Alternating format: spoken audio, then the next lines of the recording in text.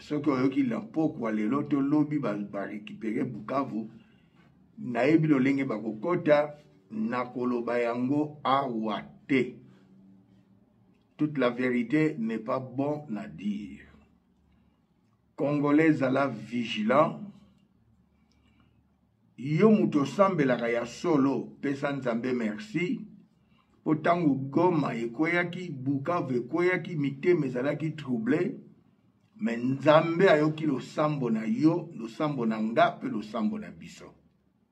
Sepela tovandi dia ko récupérer ma localité, ma territoire. Donc Bukavu ezali déjà récupéré pour bazali encercler Banguna. Président Félix n'a pas su combo asika chika sucha kuji kabaluishi. Azali pa ou oyo ekundaka.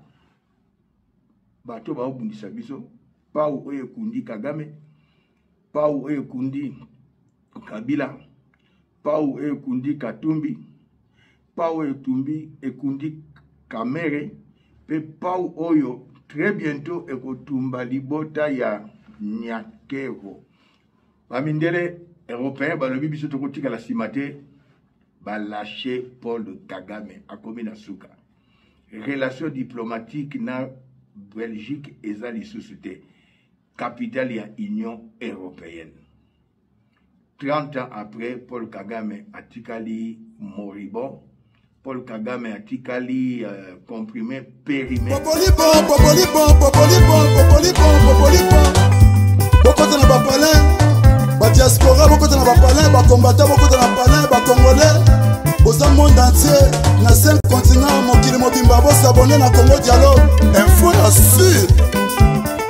Et kopesa masolo, dialogue esengi boyokani, dialogue esengi bolingani, dialogue esengi tosangana, biso nyonso ba congolais toza na monde entier, to s'abonner na Congo Dialogue info. Esika nini bokomona mwana mwasi oyo aye na idéologie. Bonjour, na peuple congolais. Wabino, défenseur de la patrie,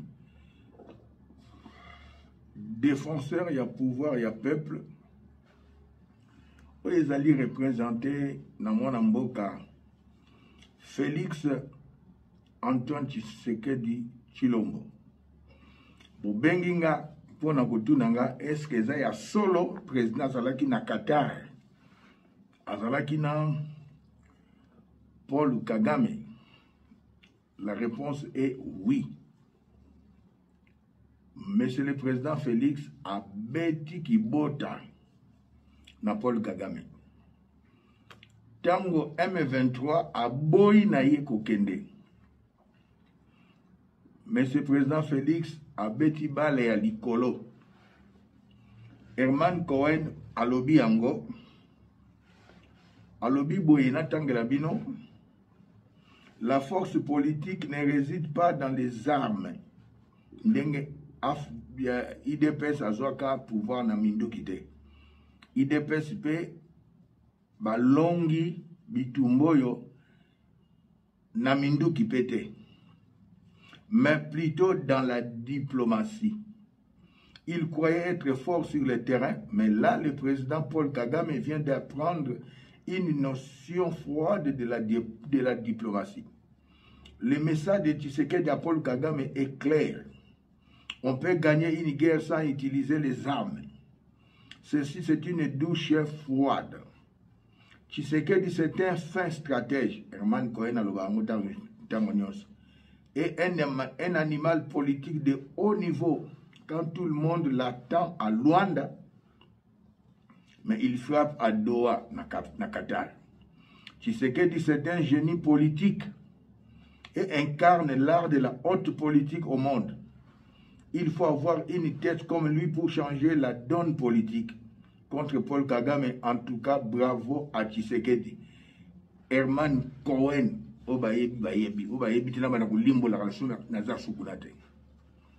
peuple congolais, dans le baki bitumbo, ils ont un front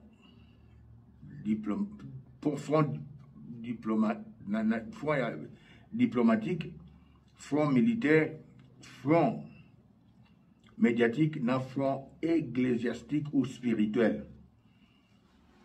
Ba AFC ba Sambwe. M23 ba Sambwe. Ba boy ko kende le 18 na Luanda. Mwana mboka Igwe. Professeur Mbata, conseiller spécial en matière de sécurité et Berant Naboucha Bakei, Bakansaki ke ndenge basenga ki tête à tête RDC na M23 tokoyate tolakisi bango ke toza ba mikolo président Félix Longonia na lobaka ngotango Félix Tshisekedi asali eloko malunga soki abimi libanda po batu l'erreur timene na kozongesa ye nzokande président Trump asengi na mokonzi mboka ya Qatar bengelanga batu wana mibale tolandaki biso nyonso président Trump atindaki mutu na ye na Kinshasa bapesi ye rapport président Trump alingi susu makambo na ba-européen te délégation ya Russie délégation ya Ukraine bakendeka kuna na mboka barabe oyo pe lisusu Trump frappe fort wana Katumbi Kabila ba domestique ya Kagame les 3 cas baza kutu 4 cas na Kamere ba domestique ya Kagame na libota ya Nyakero. Donc petit nanga ya zoka ba information avec bimasi ba yebisaki na présidence échappé même Péro Louara andima kite pour la nini na présidence muto apesa ke ba information bakangi azana demiap moto yo Denis Nyakero acha yo zoka ba information bimisaka yango ya melami to yebi système ya Denis Nyakero mwana mwasi yo espionne numéro 1 ya Paul Kagame mafiyene na bango esili koloba na zolo boyo président Sosoli président Fachi à comprendre oui j'ai une femme très dangereuse. Elle est capable de tout. Non. Celui qui est capable de tout, ce n'est que Elohim, notre Dieu. Ndenge bakendeki na Qatar, na Doha, Congolais, c'est Pela. Bako sabinote, zalaki pona boye, pona nimite mabe alolengo. Balobi, cessez le fait immédiat et sans condition. M23, milice ya Paul Kagame, AFC Babima. Na koyeb sabino, obiso to ebi batu service d'intelligence na contre-intelligence.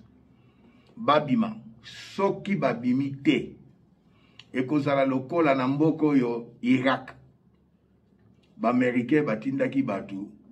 Ba beti Irak tanga kotaki na Koweït. Tanga baneku ba Kurd.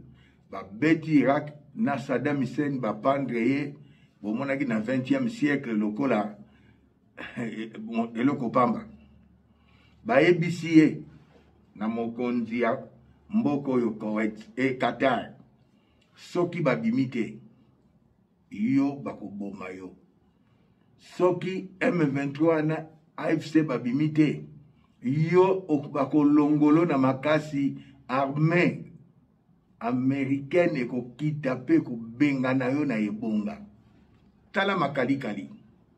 Oui, la politique ya oyo masolo to so coulisses ya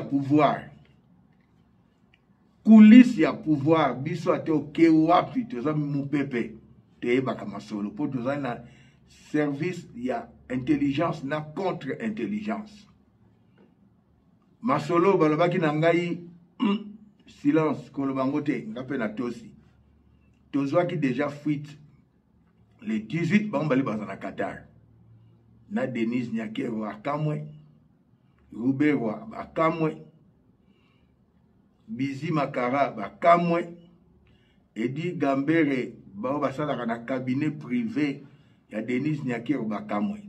Peuple congolais n'a rappelé bien le Congo. Président Kassavou, sa fille est là. Justine Kassavou. La maman abota Justine Kassavou azalaki na cabinet bureau privé. Première dame à Liboso Yono. Maman CC, première dame à Liboso Yami Balé, azalaki na bureau privé na présidence té.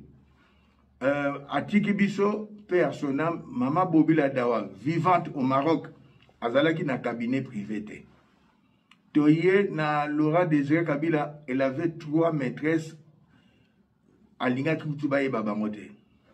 Les Rwandais Touti, Hippolyte Kanambe, Olive Lembe, azalaki na cabinet privé té po Alinga Kite, nani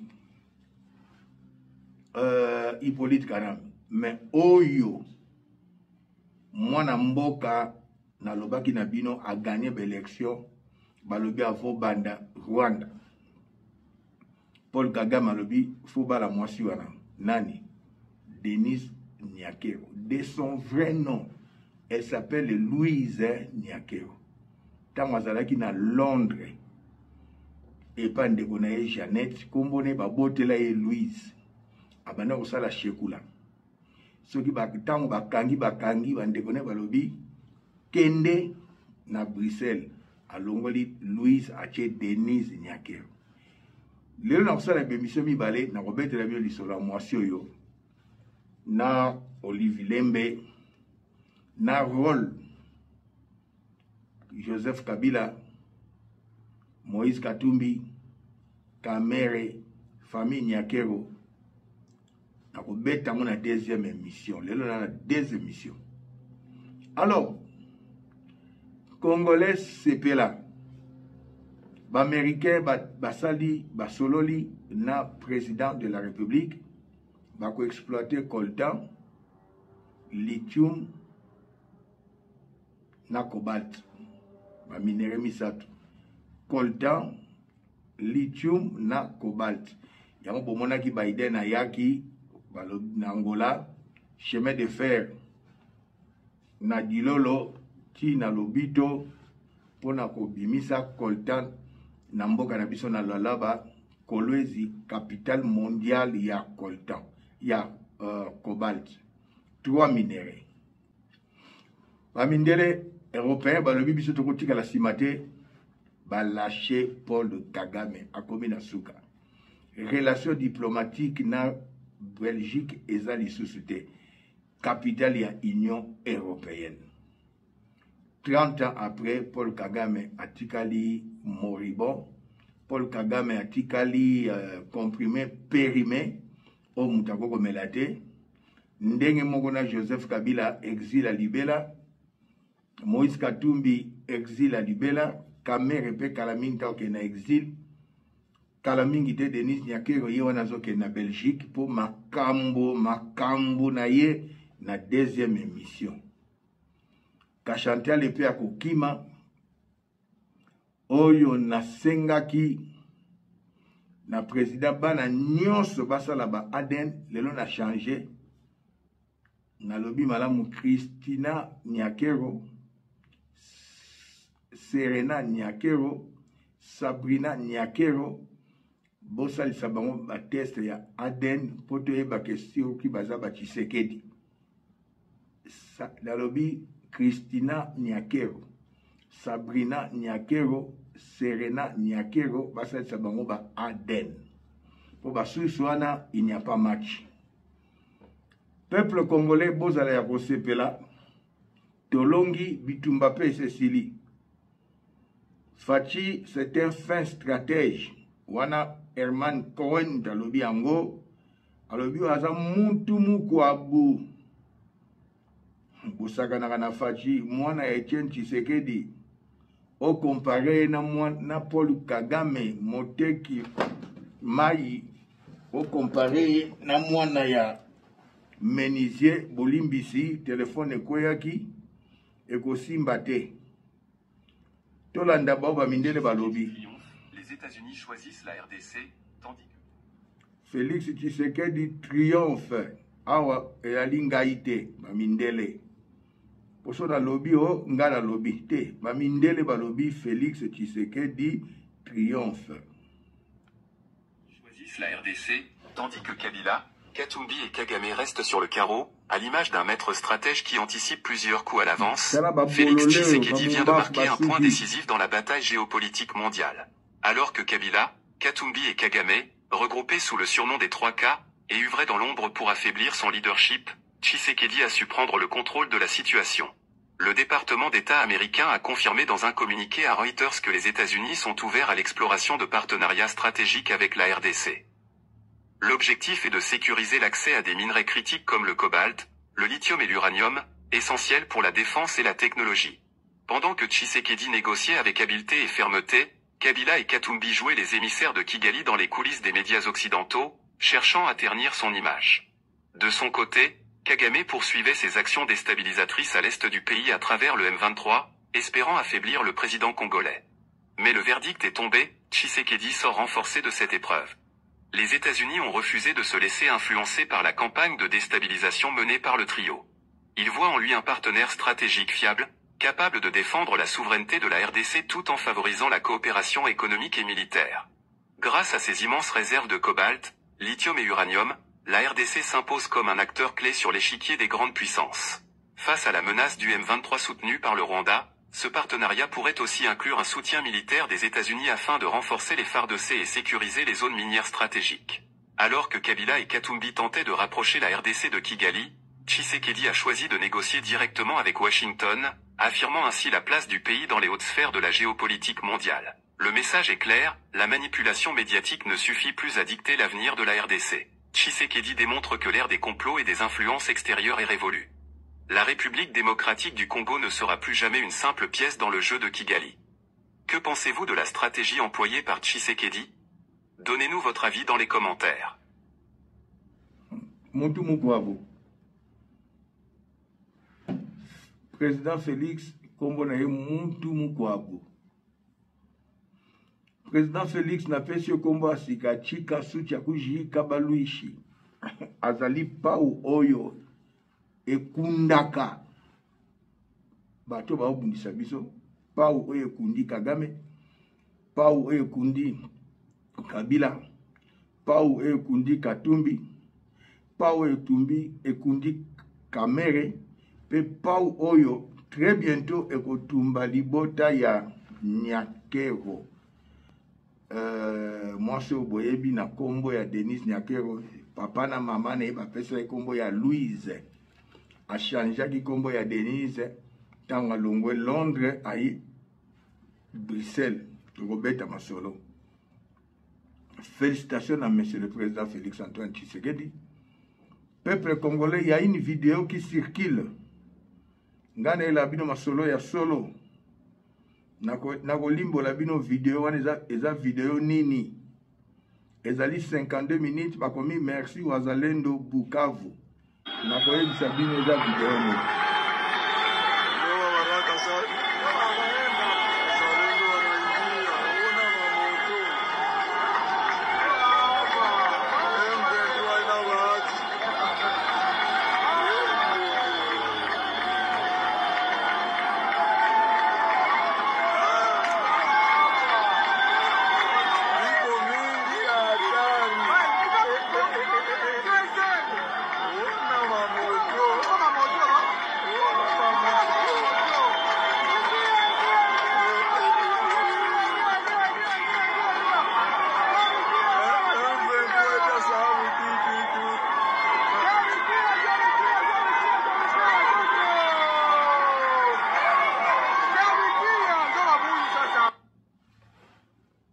Mingi balobi ete Wazalendo akoti na Bukavu.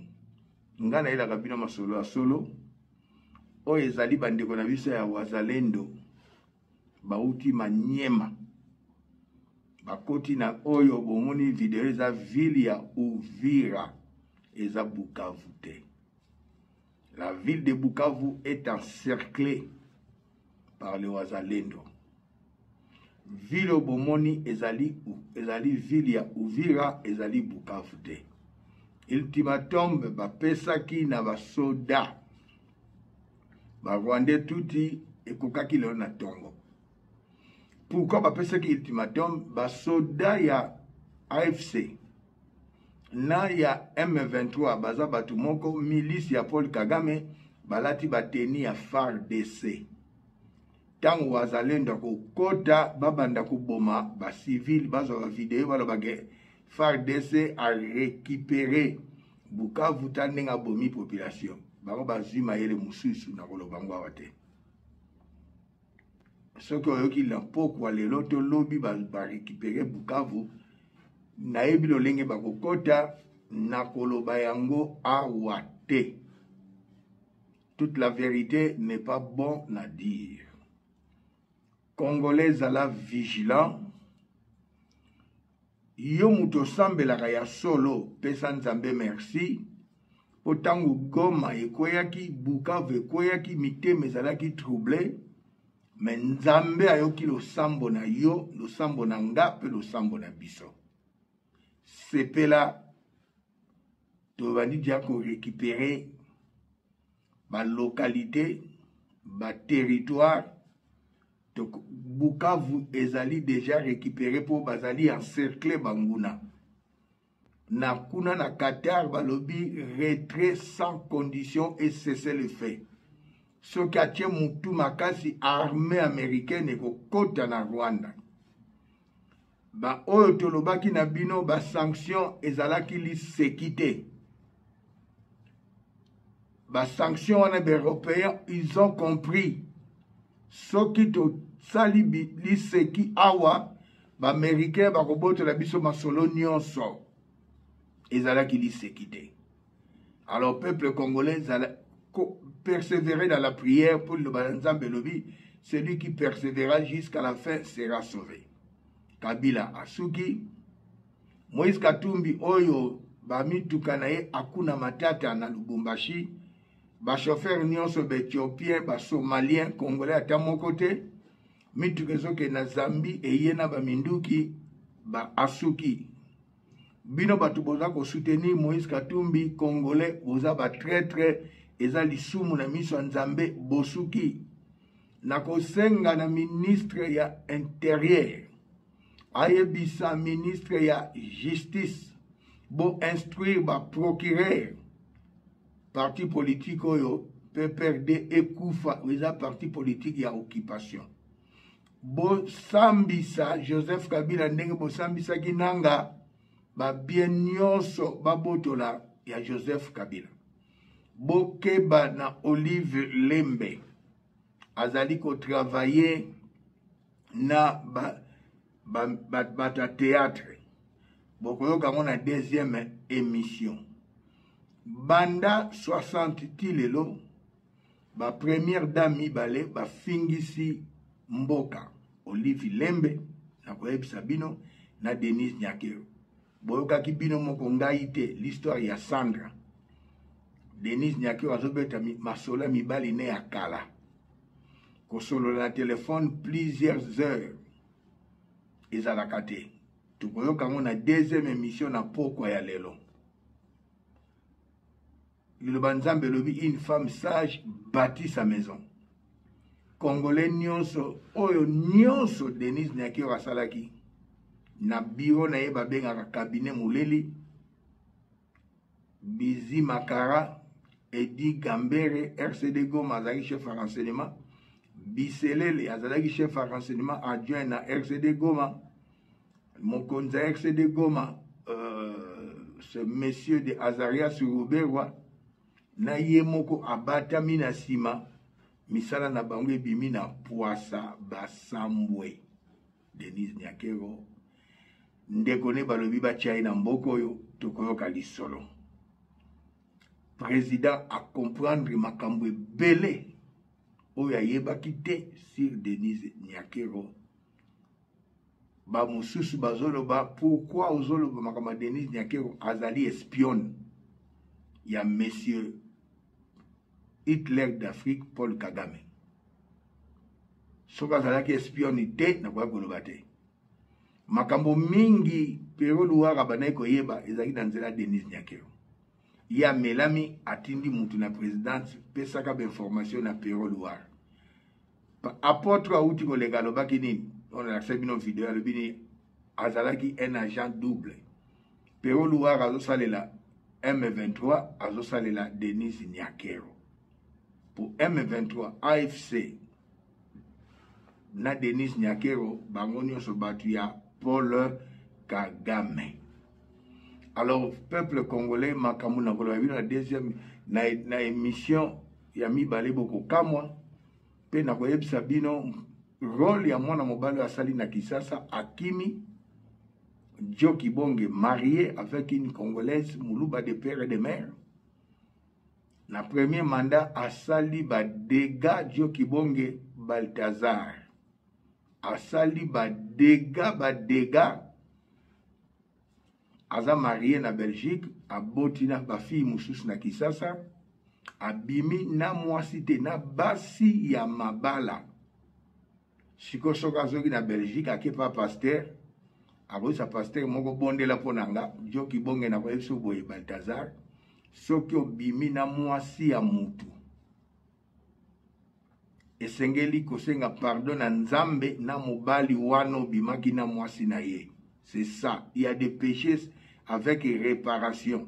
Oyibaki mbongo ya mutu esengeli o senga Nzambe pardon koluka mutu wana kosenga ye pe pardon. Oyebiseke mbongo na ngamu na ibaki nyango na zongisi ou naza na mesure kozongisa te moto wana pa limbisio. Dio Kibonge, je retiens tes péchés. Bible lobi na mokana na Jean.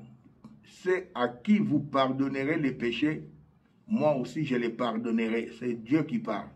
C'est à qui vous les retiendrez, moi aussi je les retiendrai. Donc na kolimbisa ete. Tomoni ango na bapôtre couple moko eteki bilek bia elanga na bango baye na mbongo Safira na mobali na ye balakisi mbongo apôtre Pierre poussé par le Saint-Esprit mbongo eboteki elanga yango yo moi ça koufi mobali pa koufi pour Pierre a retenu le péché de cet homme ba homme de Dieu au baza ba surnaturel ba sakana na bango te na yebisi o leki ba dégâts au sali na Congo. Je retiens tes péchés. Moutako limbiso parce que kende pa na yo pesi ba folar na bino wana. Je retiens tes péchés. Oko limbisa makate. On a connu 3 hommes de Dieu na Kinshasa, le patriarche Aïdi Nabal. Soka lobi a livré na Satan a toqué pa pasteur Mosusu Waya. Pasteur Mouassala qui gaffe dans Nzambe malamu. L'homme de Dieu, patriarche, alobaki a livré na Satan, moi ça liboso akufaki. Moi ça mi bare akufi, moi c'est misato akufi. Le deuxième homme de Dieu, c'est l'apôtre Tambuluke, soka kangeli o kanda, atoke wapi. Eko simbate. Il y a homme de Dieu, homme de Dieu.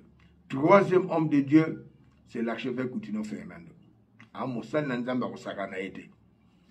Ndekwaza na prison mais na kobeta lisolo na ye Jean-Pierre Mangwangasa acheki Mathieu Mangongi ye wana mwasi akufi Jean-Pierre Mangwangasa bishop 20 ans na prison après quelques années Ngalasi akangisaki par archevêque Coutinho ye wana mwasi akufi ba homme de Dieu wana basakana na bango te. Et moi je suis de la race de l'archevêque Coutinho, je suis de la race de Simon Kimbangu. Ce qui n'a lobino likambo, c'est fini. Et Kolongwakate. 4e homme de Dieu. Tout ça, 4 na Congo. Moutoussa Kosotete, il y a des fils de prophètes, des jeunes prophètes. Et les prophètes surnaturels, tous amis balete. Na RDC, prophète surnaturel à Zamongo. Mais, soi-disant prophète des nations. Tout na moutou, qu'est-ce que signifie prophète surnaturel à Kolia Mounoko? Peuple congolais, pour la Lelona Souki, dans la 2e émission, Sepela Fachi Abeti ki bota na Paul Kagame, a longi bitumba oyo Fachi a longi yango na 50% na front diplomatique na BIC bakopesa mitindo mikolo oyo babima. Bukavu eza encerclé, Goma toko récupérer yango, bisika nyonso toko botola. Bakosa bino te na baoyo baza banguna. Lokola ona baneko benge ndeko akoma munguna fayula ka munguna. Ba démarche basango ekoti mai. Banchole bazolela, Trump asa kati lisolo. Nenge guerre ya Ukraine na Russie esi sili ba négocier kuna na mboka barabu. Biso pe bitumbe sili ba uti kosolola na Qatar. Mutu akosa yo te. Abetelo lisolo mususu alokuta te. Totala ki semaine prochaine soko bomona batansu na terrain. Armée américaine ekokita ekosisa lisolo. Yambo président kende na mois d'avril aux États-Unis. Les Européens babi tokotika na boyete pour la guerre économique. Les Chinois bango wana, les Américains bakoti lisolo. Biso dans 50 ans Europe ekokota mai. Alors ndeko nangai préparer banana obatanga classe na poto. Yo moko soko zimbongo ya retraite luko salate loko moko na poto to na mboka oza na Congo. Pour dans 50 ans Europe ekozaso ndenga lelote. Après 50 ans, Europe, la kanisi, bamango ya uzasu ndenga lelote, o sala kanote, bazo futote toute ta vie, uzasu ndenga wanate, pour ma solo échanger. Conseil na repesa na président de la République, na mwana mboka Jean-Pierre Bemba Gombo, Bolongi, pour, c'est-à-dire peuple, la longi pour biso tchaki bino wana, et là, on a kusenga na mwana mboka président Félix na mwana mboka Jean-Pierre Bemba. Yambona senga na pesivino Longonia. Ministre Affaires étrangères Longonia. Na kusenga na bino bo préparer futur. Pour ata Paul Kagame ndenga échoué, batangi saka na bekol na bango ke est eza ya bango. Sango moko alekaki na kotala na kolekisa vidéo na été ya Rwanda lobi Masisi eza ya bango nyonso batangisaka. Donc ba prépara bana même na 3e génération. Biso peto préparer à biso libota na réseau na front médiatique. Bino pe sur le plan politique ata lelo bozate bo préparer Congo wana 2012 M23 longwaki Fatia zi pouvoir bazongi. Ba longwa turo yo po na libela. Botia ba base moko solide. Même après vous. Ma solo échangé. Tala lo lenge esprit à patriotisme Patrice Emery Lumumba Atika. Le peuple d'abord. Papa Etienne Tshisekedi Atika. Président Fachi. Bosala était après vous. Bosoto yo bato ba mesana nango ezongate. Entourage na yo président Fachi osala musala malamu. Tu as compris maintenant qui est Denise Nyakero. Yozali Samson oyo bakotobola ka misute na Dalila. Dalila Suki espion atiaki pope saka be formation na Pero Luara. Denise azotinde la Pero Luara mbongo M23 bazopesa Pero Luara mbongo siko mutabana kopesa be information ana bakangie azana demiap président comprendre ma solo ngana zobeta ezala même Morning Star azobeta ma solo oyo apôtre ya zobeta na kosenga na monsieur le président bo tikandeko moulaja avanda ambassadeur awa. Monsieur le président, tous on a besoin à Rwandais tout à John Nyakero Day. 18 ans à côté à Joseph Kabila. Non, tu as besoin d'être comme ambassadeur awa. Peuple congolais pour aller l'autre soukisi. Émission oyo na kosala na pokwa. Et koyinda c'est koyinda. Ce que vous pouvez retenir, Azuki Bota, Paul Kagame Azuki Bota, Bitumba et Sili. Batu bakanisa ki, oh, ba négociation, na mboko yo Angola nzokande bala likolo Trump abeti akokaki koboya te po ba obligé ki Trump so a obligé ye kende na Qatar. Paul Kagame, il n'avait pas le choix. D'ailleurs, il doit beaucoup na Qatar. Un milliard azwaki apesa bango wolote. Turobeta ngomba la sima.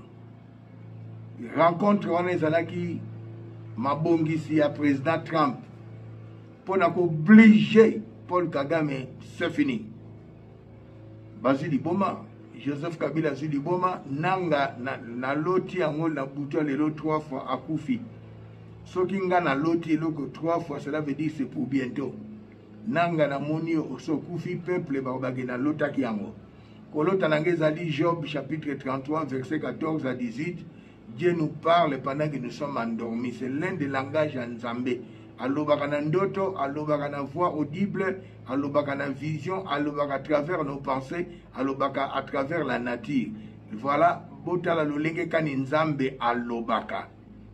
Je suis un prophète surnaturel. Peuple congolais, maboto mine, il y a Joseph Kabila, Bafo Kabila, Katumbi, Kamere, na libota nyakero bayaki pona koboma mboka me basuki na kobetela bino ndenge nini bakomaki na Londres, ndenge nini Jeannette Kabila zaki mwasi ya Ngunzi Carly Bond amema bango na Londres, ndenge nini John Nyakero atangaka na université ya Kinshasa na mbongo ya Ngunzi Carly Bond, ndenge nini Louise Nyakero obozobenga Denise Nyakero lelo ekoyinda avandaka ndako mona Kimbuta. Tokobetela bino masolo Kimbuta comme na problème ya kota Kisasa to bokoyoka masolo à suivre.